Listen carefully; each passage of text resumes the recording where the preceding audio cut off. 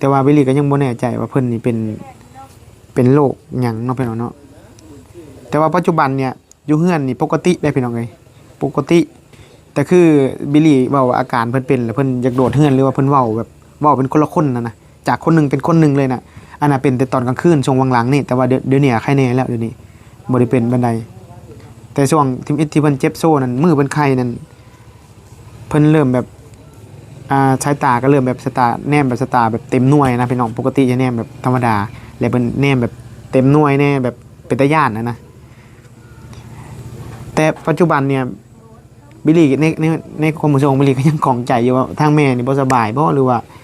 ว่ามีอาการอื่นนะพี่น้องเอ้ยเนาะอันนี้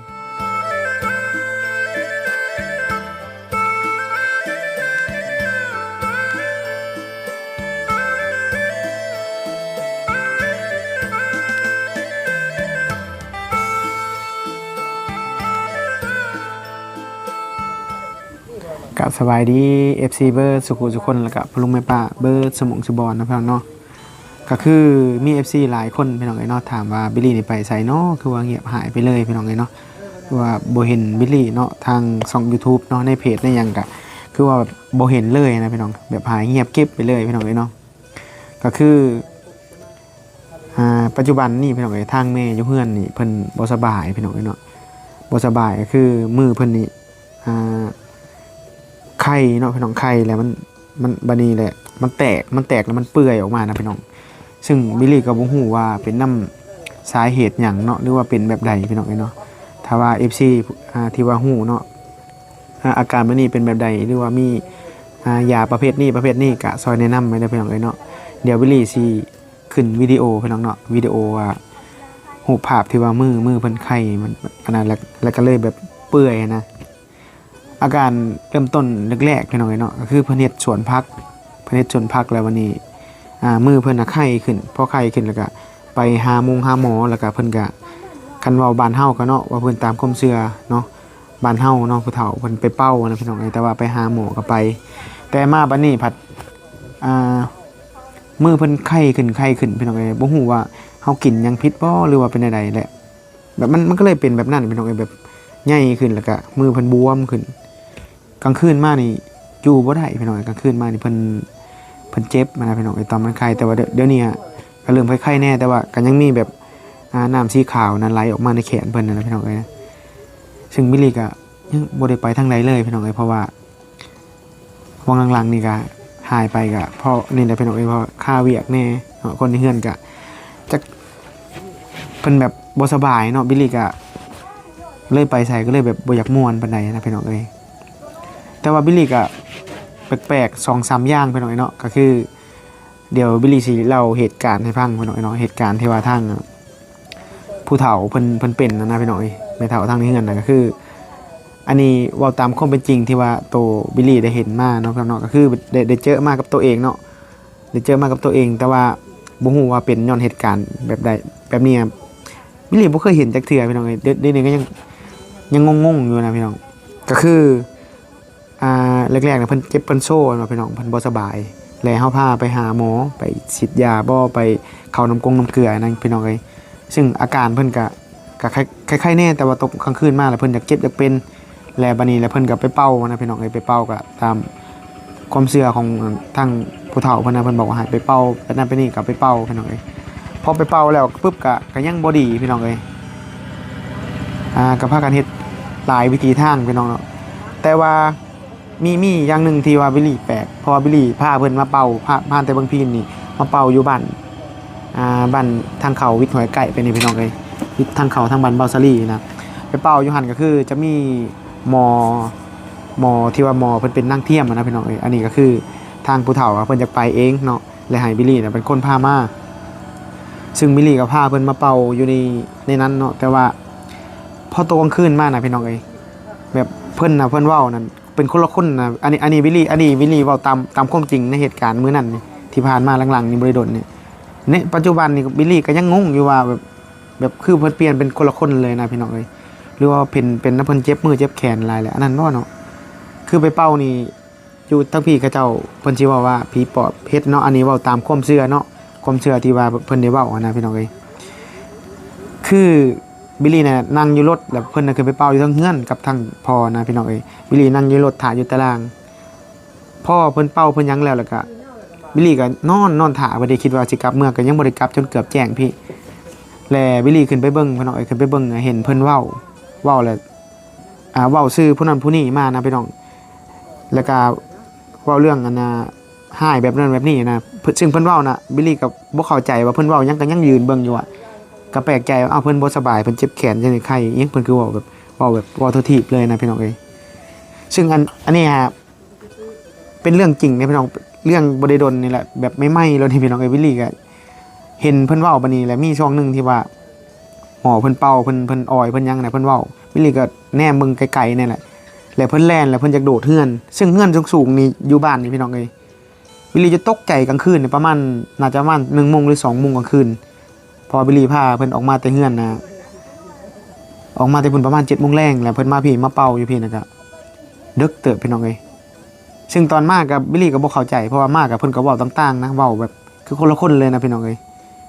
อันนี้เว้าตามความเชื่อเด้อพี่น้องเอ้ยส่วนตัวบิลลี่ก็เชื่อแน่บ่เชื่อแน่แต่ว่าคือเพิ่นเจ็บแขนแรกๆนั้นทางว่าเพิ่นไปเป่าไปหยังก็บ่ลงบัดนี้คือบิลลี่พาไปหาหมอก็ยังบ่ไข้นะพี่น้องเอ้ยอาการของแม่แต่ว่าเดี๋ยวนี้ใครแน่แต่ว่ามันแต่ก็คือสิเจ็บหน่อยนึงบ่เจ็บบอลหลังๆนะพี่น้องวิลลี่ก็เลยแบบไปใส่ก็คือแบบบ่สบายใจปานใดบ่อยากม่วนนะพี่น้องเพราะว่าคนในเฮือนบ่สบาย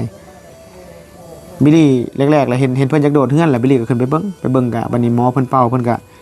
เว้าแบบยังเว้าคือเก่าแหละเว้าแบบสไตล์แบบเว้าเป็นคนละคนนะพี่น้องเอ้ยเว้าผู้นี้เป็นแบบนี้ผู้นี้เป็นแบบนี้แล้วก็เพิ่นก็เว้าไปเลยปกติแม่เฒ่าเพิ่นจะบ่เป็นคนแบบนั้นเพิ่นเป็นคนเงียบแต่บัดนี้มีเทื่อนึงก็คือหมอเพิ่นเป่าปุ๊บเห็นเพิ่นว่าขอยยักมือเฮือนค่อยแล้วยังแบบสไตล์นี่นะดึกเลยเพิ่นย่างลงมาแต่เฮือนมาซึ่งบิลลี่ก็ก็เมื่อเฮาก็ต้องเป็นคนพาเมื่อตัวอย่างประมาณนี้เพราะว่ามานำกันนะพี่น้องเอ้ยย่างว่าดิย่างปุ๊บจากย่างเริ่มแล่นให้คนบ่สบายนะพี่น้องเอ้ยแม่เฒ่าเพิ่นจากย่างปกตินี่เริ่มแล่นบัดนี้บิลลี่ก็ตกใจว่าคือบ่ขึ้นรถคือบ่แบบนี้บัดนี้เบิ่งเขาเจ้าว่ะพอแล่นไปปุ๊บไปฮอดมันสิมีห้องแบบเป็นโจกแล้วอยากโดดลงนั่นบิลลี่งงบัดนี้ก็เลยว่าก็เลยแบบพอตั้งแต่เกิดมาพี่น้องเอ้ยบิลลี่ก็เคยเห็นนี่แหละเนาะก็เลยงงว่าเป็นน้ำหยังเด้เพิ่นบ่สบายบ่หรือว่าแบบแต่เดี๋ยวนี้บิลลี่ก็ยังบ่เข้าใจคือว่าทางแม่เพิ่นบ่สบายนี่เป็นน้ำเฮาบ่สบายแบบเจ็บโซ่หรือว่ามือในแขนนี่ไข้อะไรมันเปื่อยนี่บ่หรือว่าอาการที่ว่าบิลลี่เห็นเมื่อวานมื้อซื่นเนี่ยมันเป็นไปได้เนาะอันนี้พี่น้องผู้ใดเคยเห็นแบบนี้บ่เพราะว่าอันนี้บิลลี่เว้าตามความจริงเลยพี่น้องเอ้ยเนาะคือบิลลี่งงเดี๋ยวนี้ก็ยังงงพี่น้องเอ้ยเนาะแต่ว่าถ้าทางบ้านเฮาเพิ่นเว้านะผู้เฒ่าผู้แก่เพิ่นเว้าเพิ่นก็เว้าแนวนึงอีกเนาะแต่ในส่วนตัวของบิลลี่นี่บิลลี่บ่เข้าใจว่าแบบคนปกติเพิ่นบ่สบายอยู่แล้วเพิ่นเจ็บเป็นห้องโอยๆนะเป็นหยังคือว่ามีแห้งมีเหือมีแห้งแล่นลงเฮือนจากโดดเฮือนโดดชั้นนะพี่น้องซึ่งอาการเพิ่นตอนเพิ่นให้มาพามาพี่นะพี่น้องเพิ่นให้พามาพี่นะบิลลี่ก็บ่รู้จักกับคนอยู่บ้านนี่เด้มีแต่เพิ่นให้พามาทางตาพ่อเพิ่นให้พามากับพามาซึ่งคนละคนนะพี่น้องไอ้ตอนที่เพิ่นอยากโดดเฮือนกับเพิ่นแล่นอยากโดดลงห้วยนะเป็นคนละคนเลยเว้านี่สไตล์แบบเว้าแบบบ่อยากม่วนนะพี่น้องเอ้ยเว้าแบบขออนุญาตพี่น้องเอ้ยแบบมึงกูหยังประมาณนี้นะบิลลี่ว่าแม่คือเว้าได้นี่เนาะบัดตอนพามาก็แปลกๆอยู่ตอนพามาก็บิลลี่จะถ่ายวิดีโอส่งให้ทางพี่อ่อนเบิ่งเนาะถ่ายหน่อยนึงก็กำลังเปิดแฟลชหน่อยนึงเพิ่นบ่ให้ถ่ายเพิ่นว่าแบบบ่อยากให้ถ่ายนะอายคนนี่บิลลี่ก็พังเบิ่งแปลกๆแล้วพี่น้องเอ้ยนี่แหละสาเหตุที่ว่าบิลลี่ยังบ่ทันได้ไปใส่ช่องนี้พี่น้องเอ้ยเพราะว่าแบบทางแม่อยู่เฮือนก็บ่สบายแน่พี่น้องเอ้ยเนาะก็เดี๋ยวนี้เพิ่นก็ไข้ๆกันแน่แต่ว่าในมือเพิ่นนี่ยังเปื่อยอยู่พี่น้องเอ้ยยังเปื่อยอยู่แต่ว่าบิลลี่ก็ยังบ่แน่ใจว่าเพิ่นนี่เป็นโรคหยังเนาะพี่น้องเนาะแต่ว่าปัจจุบันเนี่ยอยู่เฮือนนี่ปกติได้พี่น้องเอ้ยปกติแต่คือบิลลี่เว้าว่าอาการเพิ่นเป็นแล้วเพิ่นอยากโดดเฮือนหรือว่าเพิ่นเว้าแบบเว้าเป็นคนละคนนะจากคนนึงเป็นคนนึงเลยน่ะอันน่ะเป็นแต่ตอนกลางคืนช่วงหลังๆนี่แต่ว่าเดี๋ยวนี้ใครแน่แล้วเดี๋ยวนี้บ่ได้เป็นบันไดแต่ช่วงที่เพิ่นเจ็บโซ่นั่นมือเพิ่นไข้นั่นเพิ่นเริ่มแบบสายตาก็เริ่มแบบสตาแนมแบบสตาแบบเต็มหน่วยนะพี่น้องปกติจะแนมแบบธรรมดาแล้วเพิ่นแนมแบบเต็มหน่วยแน่แบบเป็นตาย่านนะแต่ แต่ปัจจุบันเนี่ยบิลลี่ในความรู้สึกของบิลลี่ก็ยังของใจอยู่ว่าทางแม่นี่บ่สบายบ่หรือว่ามีอาการอื่นนะพี่น้องเอ้ยเนาะอันนี้แต่ว่าไปพังผู้เฒ่าเพิ่นเว้าแฮงเต็กพี่น้องให้เป็นตาย่านฟังผู้เฒ่าเว้าแต่ว่าบิลลี่ก็อยากให้ทางแม่ดีไว้ๆแหละพี่น้องแต่ว่ายังบ่ฮู้ว่าสิรักษาแบบใดแน่นะพี่น้องเอ้ยแต่ว่าเพิ่นกินข้าวกินน้ำก็กินได้ปกติได้พี่น้องเอ้ยกินข้าวกินน้ำนี่กินปกติเลยประเภทอาหารการกินนี่ก็กินปกติเลยแต่ว่าที่มันคาใจวิลลี่ก็คือวังที่ผ่านมาแหละพี่น้องเอ้ยที่วิลลี่เว้าแล้วเพิ่นอยากโดดเฮือนกระเจ้าเด้เพราะว่าทางถ้าพ่อให้พามาเป่าปัดเป่าอยู่เฮือนกระเจ้ามันเป็นเฮือนไม้เนาะเฮือนทางเขตเนาะขึ้นไต่คันไดขึ้นไปนะพี่น้องเอ้ยอยู่ทางเฮือนนะแต่ว่าวิลลี่เนาะเรื่องออกไปเขตนอกก็ยังสิไปคือเก่าแหละพี่น้องเอ้ยเนาะแต่ว่าช่วงนี้ทาง FC เพิ่นก็ถามหาว่าเฮานี่คือเงียบหายไปเลยแบบบ่เห็นออกช่องออกหยังเลยนะพี่น้องเอ้ยว่าเศร้าเฮ็ดแล้วบ่หรือว่าบ่ได้ไปแล้วบ่ก็ยังจะไปคือเก่าแหละพี่น้องเอ้ยเนาะวิลลี่ก็ยังลมกับทางเบาใจทางเบาซอรี่อยู่เนาะจากส่วนหมู่คู่ออกไปทางเขตนอกอยู่แต่ว่าให้ทางแม่เพิ่นไข้ๆแน่ก่อนเนาะเพราะว่าบิลลี่ก็ในเฮือนก็ถือว่าบิลลี่เป็นเสาหลักกันนะพี่น้องเอ้ยผู้หาเงินหาค่ำนี่ก็วิลลี่ก็บ่ได้ลงคลิปโดนเติบอะโอ้เฮิงได้พี่น้องเอ้ยเพราะว่าตั้งแต่สิว่าตั้งแต่ประมาณทิศ 2-3 ทิศนี่ก็ลงดนลงเทื่อนึงแต่ว่าเดี๋ยวนี้มาก็เริ่มห่างมาพี่น้องเอ้ยแต่ว่าบิลลี่ก็เลยอยากมาแจ้งข่าว FC เนาะให้ FC ได้ฮู้นำกันพี่น้องเอ้ยว่าทางบิลลี่นี่ที่ว่าสาเหตุที่ว่าบ่ได้ไปถ่ายวิดีโอหรือว่าบ่ได้ไปเขตนอกนี่เพราะอันนี้เฮือนนะพี่น้องเอ้ยเนาะเพิ่นบ่สบายนะพี่น้องก็คือเพิ่นคันเพิ่นคล้ายๆแน่คือช่วงนี้เนาะเพิ่นคล้ายๆแน่บิลลี่ก็สิออกไปเขตนอกเพราะว่านัดกับทางบาวซารีกับทางหัวใจก็สำหรับ FC ผู้ใดเนาะที่ว่าฮู้จักว่าสาเหตุที่มันเป็นแบบนี้เฮาต้องรักษาแบบใดหรือว่าต้องเฮ็ดแบบใดแน่ก็อย่าลืมคอมเมนต์ไว้ในใต้คลิปเด้อพี่น้องเดี๋ยววิลลี่สิให้ทางน้องไปอ่านเบิ่งสำหรับคลิปนี้วิลลี่ก็สิขอลาตัวไปก่อนเด้อพี่น้องฝากกดไลค์กดแชร์แล้วก็กดติดตามเด้อพี่น้องถ้าว่าในคลิปนี้เนาะวิลลี่เว้าผิดพลาดหรือว่าตัวใดที่เว้าบ่ถูกจังได๋ก็ขอโทษขออภัยนำ FC เบิร์ดสุขุทุกคนหลายๆพี่น้องสำหรับคลิปนี้ขอลาตัวไปก่อนเด้อพี่น้องสบายดี